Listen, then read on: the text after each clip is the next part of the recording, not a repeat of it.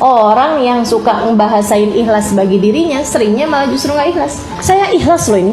Saya nih ngaji selama ini, saya bantu pengajian-pengajian, saya ikhlas loh ini. Kalau kamu ikhlas gak suka disebut-sebut, Bu. Wal amalu shalih yarfa'uh, kata Allah SWT dalam Al-Quran. Dan amal soleh, Allah lah yang mengangkat amal soleh tersebut. Para ulama bilang, cirinya amal itu kalau diterima sama Allah SWT keangkat. Kalau keangkat, la yabqa dzikruhu fil ard, enggak lagi tersisa penyebutannya di atas muka bumi. Jadi dari sini kita tahu bahwa kalau kita masih sering nyebut-nyebutnya di atas muka bumi, tanda bahwa amal tersebut enggak naik ke atas. Masih ada nih di bumi. Tiap lewat nih masjid ini nih, kalau mama nggak bantu nggak berdiri nih. Padahal tuh udah 20 tahun yang lalu. Tiap lewat nih, kalau nggak mama kasih gentengnya nih, nggak hidup nih masjid. Masya Allah. Ini berarti ciri amalmu tuh nggak keangkat karena masih ada di bumi. Masih kamu sebut-sebut terus-terusan. Masih kamu singgung-singgung terus-terusan. Artinya nggak keangkat, teman-teman sekalian.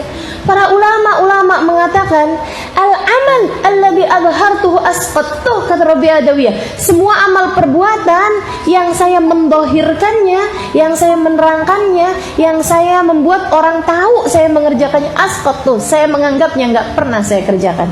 Saya gugurkan dari catatan ibadah saya karena bisa jadi amal itu udah kemakan riyanya. Hati-hati teman-teman sekalian, meniat nih, urusan niat bukan main-main, bukan main-main. Maka di saat kita nih lagi kerja gitu ya, niat dalam hati nih, gak usah disampai-sampai saya kerja nih tujuannya begini, gak usah. Raqib atid itu ada di dalam dirimu, gak usah kamu kasih keterangan panjang lebar ya. Raqib atid tuh gak pernah minta mewawancara kamu, interview. Ayo coba kamu ngaji nih tujuannya apa? Tanya sama malaikat raqib. Saya mau mencari ridha Allah, gitu kan? Oh, udah nggak usah pakai interview kayak begitu. Dia ada di dalammu, tahu persis seperti apa niatmu. Maka nggak usah kamu terang-terangin sama orang lain, teman-teman sekalian. Termasuk dalam kamu bekerja, termasuk dalam kamu mencari nafkah, mencari rizki. Perhatiin betul niat kamu itu untuk apa. Niatnya mau gimana dong? Niat biar kita nggak jadi orang yang berharap dari orang lain. Minta-minta sih enggak, saya rasa, tapi berharap dari orang lain. Karena kalau kita susah, kita nggak punya, akhirnya kita berharap dari orang lain, kan gitu ya. Nah, jadi tujuannya jangan sampai jadi orang yang berharap dari orang lain, gitu. Jadi majelis nggak dikasih, nggak apa-apa. Orang saya niatnya, tujuannya bukan untuk itu kok. Saya mencari rizki dunianya bukan lewat jalan itu, kan gitu ya. Nggak ngarep. Tapi kalau misalnya nggak punya kerjaan lain kecuali itu, kan jadi susah.